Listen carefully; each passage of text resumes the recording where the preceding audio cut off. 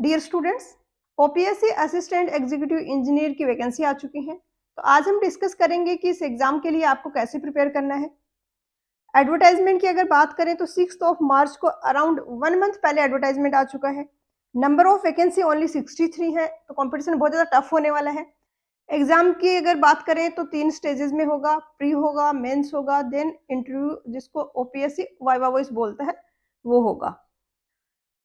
Pre की अगर pattern की बात करें तो इसमें आपका सिर्फ टेक्निकल आएगा। प्री में नंबर ऑफ क्वेश्चंस होंगे 100 और आपको टाइम मिलेगा 1.5 आवर्स का, यानी 90 मिनट्स के टाइम में 100 क्वेश्चंस करने हैं। मेंस की अगर बात करें तो उसमें टेक्निकल भी है, नॉन टेक भी है। नॉन टेक के भी 150 क्वेश्चंस हैं, 300 मार्क्स का वेटेज है। टेक्निकल का भी सेम है, 300 मार्क्स का वेटेज है और 150 क्वेश्चंस होंगे। टाइम ड्यूरेशन दिया जाएगा, वो दिया जाएगा 2.5 आवर्स, यानी यहाँ पर आपको मिलेंगे 120 प्लस 30 150 तो मिनट्स मिलेंगे और 150 ही क्वेश्चंस करने हैं। यहाँ पर मेंस का जो एग्जाम हुआ था वो कंप्यूटर बेस्ड एग्जाम था, ऑनलाइन कंडक्ट किया गया था, बट पैटर्न उसका वैसा था नहीं जैसे ऑनलाइन एग्जाम्स में होता है। बेसिकली ऑफलाइन एग्जाम्स का पेपर सेट करने वाले लोग और उसका पैटर्न काफी डिफरेंट होता है ऑनलाइन वाले एग्जाम से। तो जैसे कि उड़ीसा में ही जेई का एग्जाम जो ऑनलाइन कंडक्ट किया गया उसका पैटर्न डिफरेंट था, जो एसएससी का होता है कुछ वैसा सा पैटर्न था। बट यहाँ पर सीबीटी मोड पे होके भी पैटर्न सेम था, यानी पेपर जो बनाया था वो सेट करने वाले लोग ओपीएससी के जो होते हैं जनरली ऑफलाइन एग्जाम के लिए वो ही थे। यहाँ पर क्वेश्चंस के लेवल की अगर बात करें तो बहुत ज्यादा इजी आने वाले हैं, क्योंकि आपको टाइम पर क्वेश्चन जो मिल रहा है वो काफी कम मिल रहा है। अब कि किस टाइप की कट ऑफ जा सकती है, कैसा कंपटीशन होने वाला है, कैसा लेवल रह सकता है क्वेश्चंस का, ये सब जानने के लिए हमारे लिए सबसे अभी जो रिलायबल इंफॉर्मेशन है वो ये है कि पंचायती राज का ही एग्जाम हुआ था एक 2020-2021 में वैकेंसी आई थी। ओपीएससी ने एग्जाम कंडक्ट कराया था, पैटर्न भी बिल्कुल सेम था, यहाँ पर है वैसे ही था, प्री और मेंस और देन इंटरव्यू। उसकी अगर कट ऑफ की बात करें तो प्री की जनरल की कट ऑफ रखी गई थी 40%, यानी 100 मार्क्स का प्री था, उसमें जिसके 40 मार्क्स थे वो एलिजिबल था मेंस में बैठने के लिए। और ये तो मैं जनरल की बता रही हूँ, कैटेगरीज की और भी कम थी। उसके बाद मेंस की कट ऑफ रखी गई, वो थी 50% जनरल के लिए, मतलब जिसके मेंस का स्कोर 50% था वो फिर देन एलिजिबल था कि वो इंटरव्यू में अपीयर हो। बट ये कट ऑफ कम, ये यहाँ पर जो रखी गई है ये कम है, बट हम फाइनल सिलेक्शन की कट ऑफ देखें तो वो काफी हाई है। जैसे कि यहाँ पर जनरल मेल की अगर मैं बात करूं तो उसमें लोवेस्ट मार्क्स पे जो सिलेक्शन हुआ है वो है 422। टोटल कितने का वेटेज था? 300 300 600 तो मेंस का वेटेज हो गया, 75 का इंटरव्यू हो गया। तो 675 का यहाँ पर टोटल मार्क्स है 675, जिसमें से जो सिलेक्शन हुए हैं वो मिनिमम उस स्टूडेंट्स के 422 नंबर है, यानी होते हैं अराउंड 62%, जो कि बहुत मुश्किल है कॉम्पिटिटिव एग्जाम में स्कोर करना।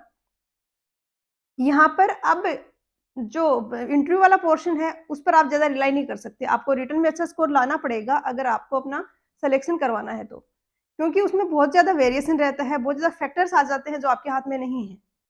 यहाँ पर मुझे लगता है कि आपको अगर सिलेक्शन चाहिए आपको रिटर्न में स्कोर का टारगेट रखना पड़ेगा 400 का। अगर same level of question paper आता है तो 600 में से 400 का आपको स्कोर करना ही पड़ेगा। Non tech portion mostly students का वीक होता है, मैं मान के चल रही हूँ कि आप उसमें 150 तक ही स्कोर कर पाओगे, मुश्किल होता है उसमें स्कोर करना। बट टेक्निकल में आपको 300 में से 250 का स्कोर का टारगेट रखना पड़ेगा। तो यहाँ पर ये आपका एक डिसाइड हो गया कि हाँ इस लेवल की आपको प्रिपरेशन करनी होगी। अब प्री के अगर सिलेबस की बात करें तो ये सारे सब सिलेबस आपको दिया गया है। इसमें इंजीनियरिंग मैकेनिक्स के अलावा आपका सारा सिविल इंजीनियरिंग का ही पोर्शन है। अब यहाँ पर इंजीनियरिंग मैकेनिक्स आपको पढ़नी है, बट बहुत ज्यादा डेप्थ में नहीं जाना है। क्वेश्चंस का लेवल भी इजी रहने वाला है, एक तो बात ये है। दूसरी बात ये है कि प्री का मार्क्स काउंट नहीं होंगे और मेंस में आपका ये टॉपिक है, ये सब्जेक्ट है, ये आपके सिलेबस में नहीं है। तो इंजीनियरिंग मैकेनिक्स को थोड़ा थोड़ा ऊपर ऊपर से आप देख लीजिए। यूट्यूब पे आप सर्च करोगे तो आपको इंजीनियरिंग मैकेनिक्स नाम से उसमें मिल जाएंगे, काफी सारे टीचर्स के लेक्चर्स मिल जाएंगे। उस लेक्चर्स में जो भी लेंथी और टफ वाले न्यूमेरिकल्स हैं, प्रॉब्लम्स हैं, आप उनको छोड़ सकते हो, थ्योरी समझ लीजिए और जो ईज़ी-ईज़ी वाली प्रॉब्लम्स हैं उनको कर लीजिए, इतना सफिशिएंट रहेगा। इसके बाद आते हैं सिविल इंजीनियरिंग के सब्जेक्ट। सिविल इंजीनियरिंग के इतने सारे सब्जेक्ट हैं, यहाँ पर एनवायरनमेंट को छोड़ के बाकी जो भी मेंस के सिलेबस में है, वो सारा का सारा यहाँ पर दे दिया गया है। आपको क्या करना है, अब एनवायरनमेंट तो आप छोड़ सकते हो अभी मेंस से पहले, बट ये सारे सब्जेक्ट आपको मेंस के लिए प्रिपेयर करने हैं प्री में ही, तभी आप नॉन टेक के लिए टाइम निकाल पाओगे। तो इन सब्जेक्ट्स पे आपको बहुत अच्छी कमांड बना लेनी है मेंस से पहले ही। प्री क्वालीफाई करना बहुत डिफिकल्ट नहीं है, बट आपको मेंस के लिए प्रिपेयर करना बहुत मुश्किल है और सिलेबस है वो काफ़ी लेंदी है। अच्छी बात है कि रेलवे और एयरपोर्ट यहाँ पर सिलेबस में ना प्री में है, ना मेंस में है। मतलब मेंस में नहीं है, प्री में यहाँ पर सिर्फ ट्रांसपोर्टेशन लिखा है, बट इसमें आई थिंक इंक्लूडेड नहीं होंगे और अगर 2-4 क्वेश्चन उससे आ भी जाते हैं, तो आपको कोई लॉस नहीं हो रहा है, आपको जस्ट कट ऑफ को क्लियर करना है, मार्क्स काउंट नहीं हो रहे हैं, तो आप इनको आराम से छोड़ सकते हो। ये सारे इंपॉर्टेंट पॉइंट्स हो गए आपके प्री के लिए। क्वेश्चंस कहाँ से प्रैक्टिस करने हैं, वो भी मैं आपको आगे बताऊँगी। पुराना जो पैटर्न है, जो एग्ज़ाम हुई है सेम डिपार्टमेंट में, सेम पैटर्न पे, उसमें इस तरीके से मार्क्स का डिस्ट्रीब्यूशन किया गया था और जो प्री वाला है, इसमें भी किया गया था कि हर एक है वो 10 मार्क्स का करके टोटल 100 मार्क्स का वेटेज रखा गया था। अब ओपीएससी है, उसको थोड़ी-सी शायद फ्रीडम चाहिए, वो बंधना नहीं चाहते इस चीज़ से कि हम डिस्ट्रीब्यूशन अगर दे देंगे, तो एक भी क्वेश्चन इधर-उधर जाएगा तो उसमें बच्चे दिक्कत करेंगे। तो अपनी कन्वीनियंस के लिए उन्होंने ये हटा दिया है और स्टूडेंट के लिए ये चीज़ है नेगेटिव। तो ये पुराने वाला जो पैटर्न था डिस्ट्रीब्यूशन ऑफ मार्क्स इस तरीके से दिया गया था, उसमें सर्वेइंग का 10 था, ट्रांसपोर्टेशन का 20, बाकी सारा था 30-30। तो ये स्ट्रिक्टली फॉलो होगा ऐसा तो नहीं है, बट थोड़ा बहुत हम ये मान सकते हैं कि सर्वेइंग के क्वेश्चन शायद आपको कम देखने को मिले कंपेयर टू अदर सब्जेक्ट। तो क्वेश्चंस प्रैक्टिस करने के टाइम पे आप सर्वेइंग को थोड़ा कम टाइम डिवोट कर सकते हो। अब करना कहाँ-कहाँ से है questions practice? Gupta and Gupta must है। ये गीता बाइबल है आप लोगों के ओपीएससी एग्जाम्स के लिए। इसको आप बिल्कुल भी नहीं छोड़ सकते, इसके सारे क्वेश्चंस आपको आने चाहिए। हाँ, कुछ बहुत लेंदी लग रहे हैं और आपको ऐसा लग रहा है कि ये क्वेश्चंस बार-बार करने के बाद भी आपसे नहीं सॉल्व हो पा रहे हैं। आप ऐसे हर सब्जेक्ट में 5-10 क्वेश्चंस छोड़ सकते हो, क्योंकि आपका क्वेश्चंस का लेवल थोड़ा ईज़ी आने के चांसेस ज़्यादा हैं। उसके बाद सेकंड इम्पोर्टेंट बुक आपके लिए आती है, वो है नो डाउट आर अगोर। प्री में आर अगोर का वेटेज काफ़ी ज़्यादा था, मेंस में बहुत ही कम रहा है, बट उड़ीसा की एग्ज़ाम्स में आर अगोर का रोल काफ़ी ज़्यादा रहता है। उसके बाद ईएस के पीवाईक्यूज़ में जो ईज़ी वाले हैं, वो कर सकते हो अगर आपके पास टाइम बचता है तो। मैं आपको ये भी बताऊँगी कि मिनिमम कितना रिक्वायर्ड है और ज़्यादा आपको अगर एक्स्ट्रा करना है तो क्या कर सकते हो। पीवाईक्यूज़ जो भी प्रीवियस क्वेश्चन पेपर्स हैं, जिनके आपको कोई बुक खरीद सकते हो या यूट्यूब पर सॉल्यूशंस मिल जाएँगे, वहाँ से आप देख सकते हो कि सारे पीवाईक्यूज़ आपको आने चाहिए। लास्ट है सैन फाउंडर की वेबसाइट। काफ़ी सारे एग्ज़ाम्स में ट्रेंड है कि इससे क्वेश्चंस पूछे जा रहे हैं और एक और रिसेंटली जो ओपीएससी में लेक्चरर का एग्ज़ाम हुआ, उसमें आपका जो पेपर 2 था, आई थिंक पेपर 2 था जिसमें सोम और ऐसे वगैरह नहीं था, उसमें अराउंड 80% या इससे भी ज़्यादा क्वेश्चंस हैं, वो आपको इस वेबसाइट से डायरेक्टली कॉपीड मिलेंगे। अब यहाँ पर नंबर ऑफ क्वेश्चंस बहुत ज़्यादा हैं, इसलिए मैं तो ये बिल्कुल नहीं एडवाइस करूँगी कि आप इस वेबसाइट को अपना मेन कंटेंट बना लो। नंबर ऑफ क्वेश्चंस ज़्यादा हैं, क्वेश्चंस है वो कंसेप्चुअल नहीं है मोस्टली, तो आपकी उसमें कोई क्लैरिटी नहीं आएगी, कंसेप्ट बिल्डिंग नहीं होगा। तो ये नेगेटिव है, इसलिए मैं इतना ज़्यादा फोकस नहीं कर रही हूँ, इस वेबसाइट को मैंने लास्ट में रखा है। इसमें डेटाबेस क्वेश्चंस भी काफ़ी हैं, जो कि मुझे लगता है कि इतना ज़्यादा डेटा कोई याद रख नहीं सकता। तो इस वेबसाइट से क्वेश्चंस करने पे आपका मेन फोकस होना चाहिए थ्योरेटिकल वाले ईज़ी वाले क्वेश्चंस, जिनमें कभी-कभी आपको क्वेश्चन आता है लेकिन 2 ऑप्शन में आप कन्फ्यूज़ हो जाते हो। तो ऐसे वाले क्वेश्चंस करने हैं और इसको अलग से कोई टाइम डेडिकेट नहीं करना है कि हाँ, आपको दिन में 1 घंटे इस वेबसाइट के क्वेश्चंस करने हैं। ये आप तब करिए जब आपके पास बुक्स नहीं है, आप ट्रैवल कर रहे हो। आप उस टाइम अपना टाइम वेस्ट करोगे शॉर्ट्स, इंस्टा, ये सोशल मीडिया, तो इन चीज़ों से अवॉइड करने के लिए आप इस वेबसाइट पे चले जाओ। मुश्किल होगा थोड़ा, आपको यूज़ टू करना पड़ेगा खुद को, बहुत ही कम टाइम है। इस टाइम में आप बिल्कुल भी 1 मिनट भी वेस्ट करना अफ़ोर्ड नहीं कर सकते।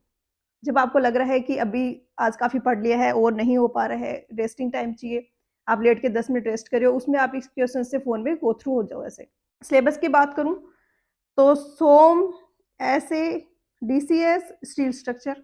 स्ट्रक्चर वाला जो पार्ट है, इसमें स्टील और कंक्रीट तो स्टूडेंट्स का मेनली होता है स्ट्रॉन्ग। स्ट्रक्चर एनालिसिस वो जनरली कम फोकस करते हैं क्योंकि नंबर ऑफ क्वेश्चंस कम आते हैं, सब्जेक्ट टफ लगता है स्टूडेंट्स को। तो यहाँ पर आपको इस पर स्पेशल फोकस करना है, इसके क्वेश्चंस बहुत अच्छे से प्रैक्टिस करने हैं, क्योंकि यहाँ पर मुझे लग रहा है कि ठीक-ठाक वेटेज रहने वाला है स्ट्रक्चर एनालिसिस का। जो प्रीवियस वाला ट्रेंड था, उसमें अगर हम बात करें तो 30 क्वेश्चंस का वेटेज इन्होंने रखा है। तो मुझे लग रहा है इस बार भी 30 नहीं तो 20 के आसपास तो क्वेश्चंस हो सकते हैं ऐसे से, जो कि मोस्टली स्टूडेंट्स का वीक एरिया होता है। तो ये करना है। अब इसमें क्वेश्चंस कितने कितने करने हैं, कौन सी बुक से करने हैं? सोम अगर आप कर रहे हो, आपने अच्छे से समझ के गुप्ता एंड गुप्ता कर ली, हो जाएगा। बहुत ज़्यादा टफ क्वेश्चंस नहीं आने वाले होंगे। अगर आपके पास थोड़ा ज़्यादा टाइम है तो आप गुप्ता एंड आरगोर दोनों कर लीजिए, क्योंकि आरगोर में कुछ-कुछ थ्योरेटिकल से क्वेश्चंस हैं, जो कि शायद हो सकता है पूछे जाएँ। उसके बाद है ऐसे में अगर आपको करना है, तो ऐसे में स्ट्रक्चरल एनालिसिस आरगोर का कैसा है इसका मुझे आइडिया नहीं है। मैंने उसके सॉल्यूशंस भी नहीं बनाए हैं और आई थिंक और किसी ने भी नहीं बनाए हैं, यूट्यूब पे अवेलेबल नहीं है। तो वो मुश्किल होगा, आप गुप्ता एंड गुप्ता से ऐसे कर सकते हो। इसी के साथ में मैं एडवाइस करूँगी कि आप ईएससी पीवाईक्यूज़ से एक बार स्ट्रक्चरल एनालिसिस को कवर कर लीजिए। इससे जो ईज़ी वाले क्वेश्चंस हैं, वो अगर एग्ज़ाम में आते हैं तो आपको काफ़ी बेनिफिट रहेगा। और जब आप ईएससी पीवाईक्यूज़ कवर कर रहे हो, तो नो डाउट जो लेंथी क्वेश्चंस हैं आप उनको स्किप कर सकते हो, कोई इश्यू नहीं है। उसके बाद कंक्रीट और स्टील स्ट्रक्चर में तो आप गुप्ता एंड आरगोर दोनों बुक से कर लीजिए, क्योंकि आरगोर में कुछ ऐसे-ऐसे क्वेश्चंस हैं जो कि काफ़ी फ्रीक्वेंटली रिपीट होते हैं उड़ीसा के एग्ज़ाम्स में और वो थोड़े अलग टाइप के हैं जिनके लिए सिर्फ बेसिक्स क्लियर होना, कांसेप्ट अच्छे होना काम नहीं करता है। वो नए क्वेश्चंस हैं और वो नहीं हो पाते हैं कांसेप्ट क्लियर होने से भी। तो ये आपको एक्स्ट्रा करना है। इसके बाद में बिल्डिंग मटेरियल एंड कंस्ट्रक्शन की बात करूँ, तो क्वेश्चंस में आप गुप्ता एंड गुप्ता के क्वेश्चंस कर लीजिए। इसमें अब कंक्रीट का इसने काफ़ी ज़्यादा यहाँ पर लेंथी रखा हुआ है। इतना डिटेल में इन्होंने कंक्रीट का सिलेबस दिया है, तो मैं ये मान के चल रही हूँ कि कंक्रीट के क्वेश्चंस आपको ज़्यादा मिलेंगे। कंक्रीट के क्वेश्चंस आपको गुप्ता एंड गुप्ता में कम मिलेंगे, क्योंकि एक तो उसमें कंक्रीट टेक्नोलॉजी नाम से जो डिज़ाइन ऑफ कंक्रीट स्ट्रक्चर वाला चैप्टर है, उसमें क्वेश्चंस दिए हैं, कुछ क्वेश्चंस आपको बिल्डिंग मटेरियल वाले में मिलेंगे। बट नंबर ऑफ क्वेश्चंस कम है, तो कंक्रीट वाले पोर्शन को अच्छा करने के लिए आर अगोर बहुत अच्छी बुक रहेगी। इसमें काफ़ी ज़्यादा क्वेश्चंस दिए हुए हैं कंक्रीट के, मैंने डिटेल्ड सॉल्यूशंस भी बनाए हुए हैं, पीडीएफ भी अवेलेबल है, तो कोई इश्यू नहीं होगा रिवीजन में भी। बिल्डिंग कंस्ट्रक्शन के लिए आप गुप्ता एंड गुप्ता कर लो, उसमें बिल्डिंग मटेरियल के साथ में ही आपका ये भी कवर हो जाएगा। Estimation, construction planning and management. Estimation के लिए 120 क्वेश्चंस तो आरएगोर में है, वो बहुत ज़्यादा इंपॉर्टेंट है। इसी के साथ में आप एसएससी, जेईई, पीवाईक्यूज कर लीजिए, क्योंकि मुझे लग रहा है कि ये दोनों सब्जेक्ट का मिला के वेटेज ठीक-ठाक रहने वाला है, तो दोनों पे अच्छी कमांड होनी चाहिए। पार्ट सीपीएम जो है कंस्ट्रक्शन प्लानिंग एंड मैनेजमेंट वाला पोर्शन, इसमें गुप्ता एंड गुप्ता के क्वेश्चंस ही पूछे गए हैं अभी तक तो ज़्यादा, बट आप अगर मैनेज कर सकते हो तो ईएससी के पीवाईक्यूज भी आप कर लीजिए इसके साथ में। वाटर रिसोर्सेज और हार्डलिक इंजीनियरिंग की अगर बात करें, इन दोनों का मिला के आप आरगोर एंड गुप्ता दोनों बुक कंप्लीट कर लीजिए। नंबर ऑफ क्वेश्चंस कोई बहुत ज़्यादा नहीं होंगे, डुएबल है। और मैं सोच रही हूँ कि ये वाला पोर्शन है, ये थ्योरी में भी मैं कवर करवा दूँ। अगर आप ये चाहते हो या कोई दूसरा सब्जेक्ट चाहते हो, तो आप वो कमेंट करके बता दीजिए, मैं कोशिश करूँगी कि आपका जो डिज़ाइन्ड गिवन सिलेबस है ओपीएससी के अकॉर्डिंग, उसके हिसाब से मैं आपको वो चीज़ें पढ़ा दूँ, कवर करवा दूँ। नेक्स्ट है एनवायरनमेंट इंजीनियरिंग। एनवायरनमेंट इंजीनियरिंग के लिए भी आप दोनों बुक्स कर सकते हो इज़िली, और करनी भी चाहिए क्योंकि वेटेज है काफ़ी ज़्यादा इसका। इससे solid waste, air and noise, तो ये कर लेना चाहिए आपको दोनों बुक्स कंप्लीट। जियोटेक में आरगोर बहुत ज़्यादा इंपॉर्टेंट है, अच्छे क्वेश्चंस हैं और काफ़ी ज़्यादा पूछे जाते हैं। तो गुप्ता एंड गुप्ता तो आपको हर सब्जेक्ट में करना है, उसी के साथ में सोयल में भी आपको आरगोर का लेना चाहिए। नेक्स्ट आता है ट्रांसपोर्टेशन।